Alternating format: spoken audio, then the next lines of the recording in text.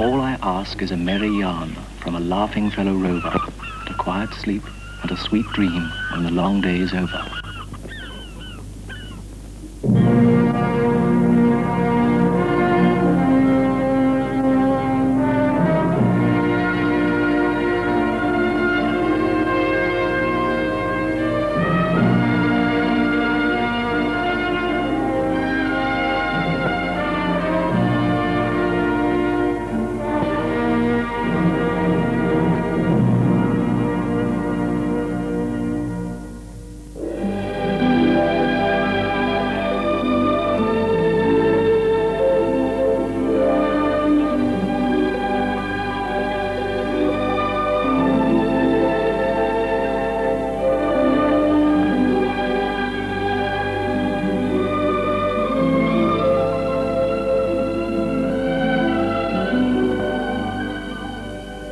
As dawn steals softly across the fjords of western Norway, a new day has begun, and the fishermen are already at their work.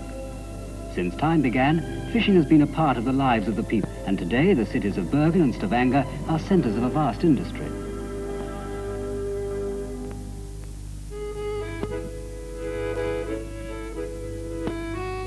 Bergen, Norway's second largest city, has for centuries dominated her western seaboard. It was here some of the fiercest battles took place in the civil wars that troubled Scandinavia many centuries ago. There are few remains now of the 30 churches that stood here back in the 13th century, but evidence of thriving commerce. Here you will find the past and the future assembled in the present. A fascinating blend of old and new, still written in the culture and traditions of a sturdy heritage. The people of Bergen are gay and friendly, and their love of music and dancing, especially folk dancing, is expressed on every possible occasion.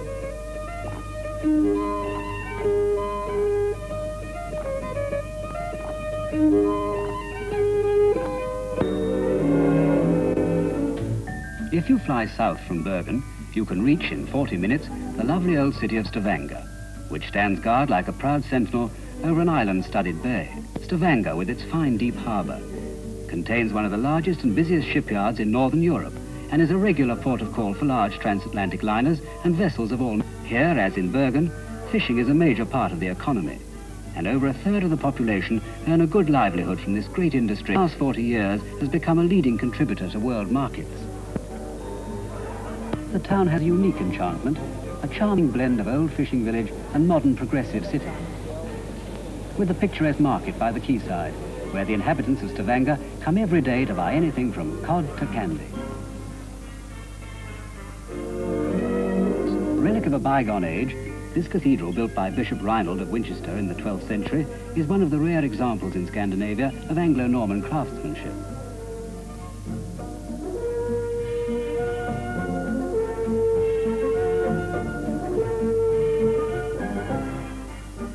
The call of the sea comes early in Norway, and it's never too soon to start learning about boats. Any boat will do, and if the owner objects, well, there's always another boat just around the corner. Stavanger has the only school of its kind in the world, a technical college built by the fish canning industry, where young students become specialists in the most up-to-date methods of factory management, food hygiene and quality control. Students are encouraged to gain first-hand practical experience of the fishing industry.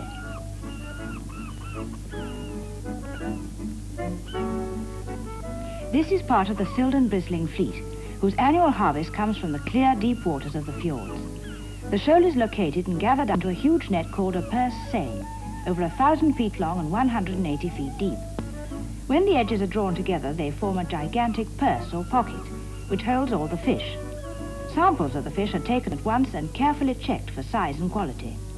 If they do not measure up to the strict specification required by the quality control department, the entire catch is returned to the sea, sometimes resulting in a loss of thousands of pounds. The purse seine net is towed slowly into shallow waters near the shore. Here the fish are transferred into a smaller net and left there for several days. This is a process known as thronging. The skipper of this boat has landed more fish from his nets than any other boat in the fleet. A typical fisherman, he lives only for the sea, and his name has become a legend in the quiet harbours where seafaring men gather. Silt is difficult to catch as the shoals move about so quickly, and for this reason, most of the boats have been equipped with an echo-sounding device that measures the depth of the seabed. Anything coming in between, like a shoal of fish, is shown as a dark patch on the chart. For these men, fishing is not just a job, it's a way of life, and nothing on earth would induce them to give it up.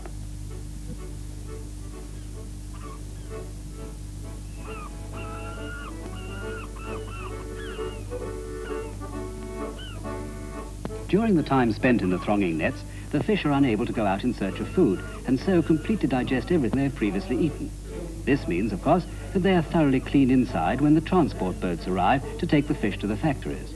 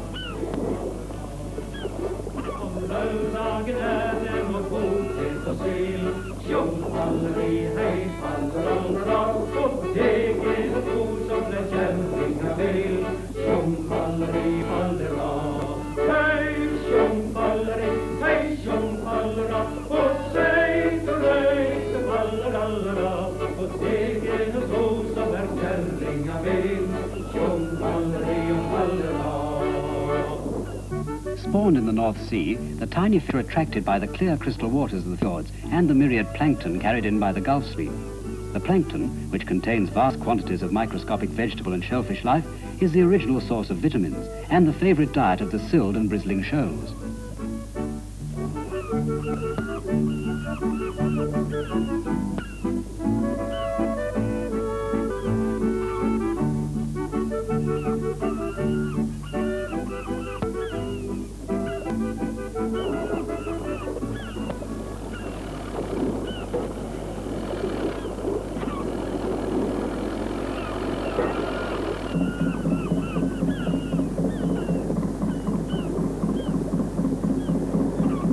The rapid expansion of Norway's fishing industry is due to the introduction of modern planning and equipment in the vast chain of canneries that straddle the coastline from Oslo to the Arctic Circle.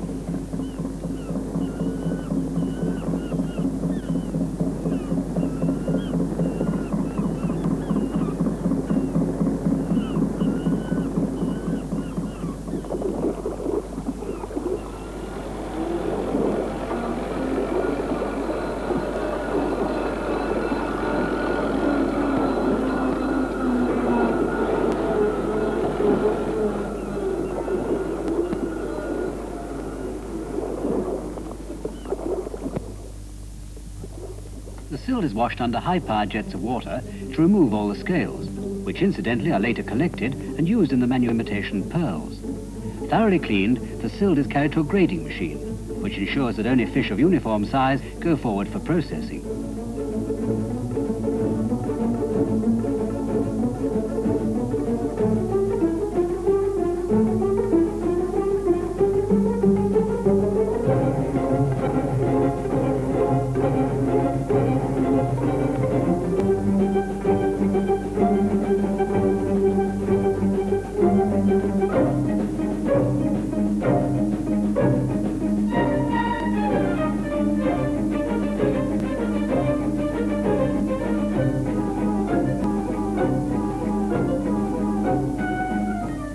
Smoking the fish correctly is the most important part of the process, and Norway is about the only place left where genuine oak logs are still used for this purpose.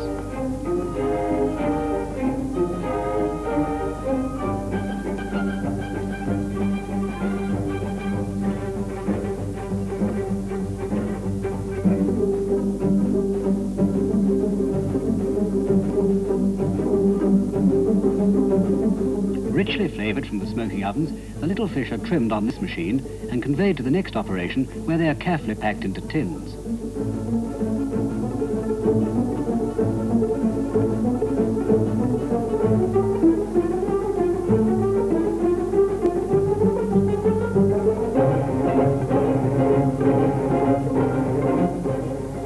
Now comes the final stage of the process. The tins are hermetically sealed and wrapped and labelled by this machine. They are then ready for dispatch to all parts of the world.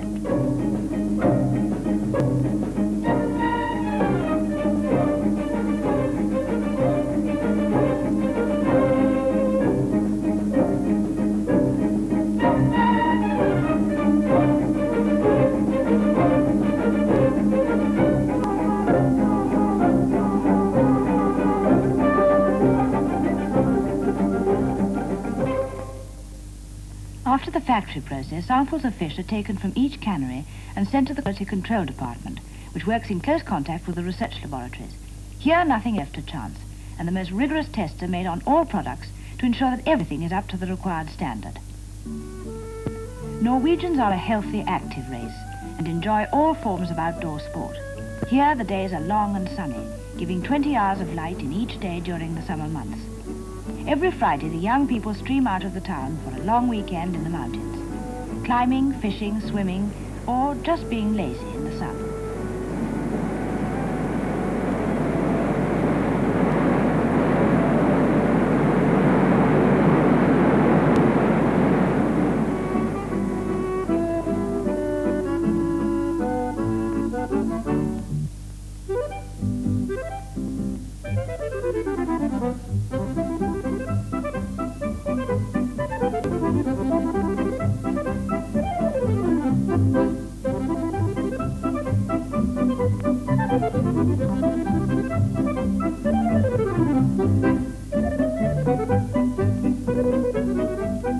It's only a few hours' climb from the warm, scented valleys filled with fruit blossom to the high, crisp mountain peaks with their carpets of dazzling snow.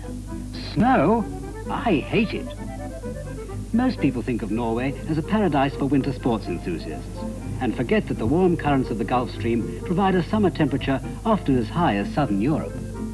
Here in Stavanger, you can choose your ski, high on the mountain slopes or the blue waters of the fjords. And if you're really energetic, you can always manage both in one day.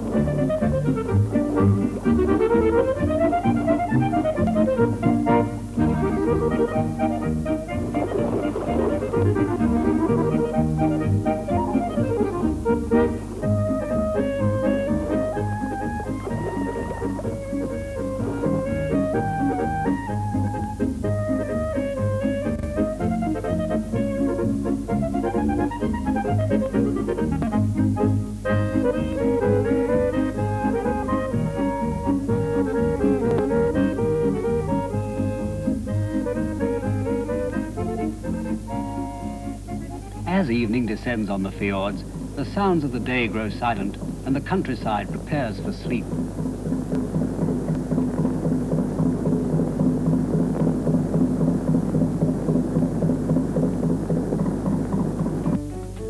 Nightlife in Norway is catered for everywhere, including the best hotels, and Stavanger can boast of one of the finest and most luxurious in Europe.